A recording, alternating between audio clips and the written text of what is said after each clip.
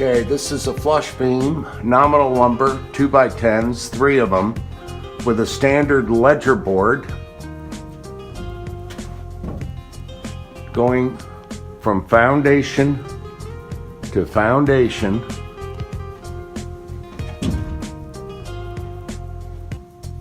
It's going to have to get packed in up underneath of the beam.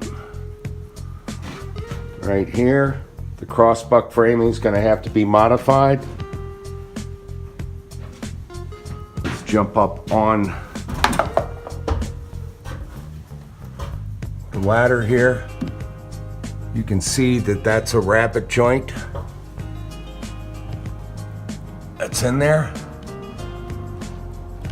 This 2x4 comes out, and in its place gets a 1.75" LVL. Same thing with this side, 1.75" LVL.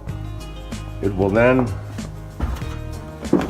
the original nominal lumber will get jacked up,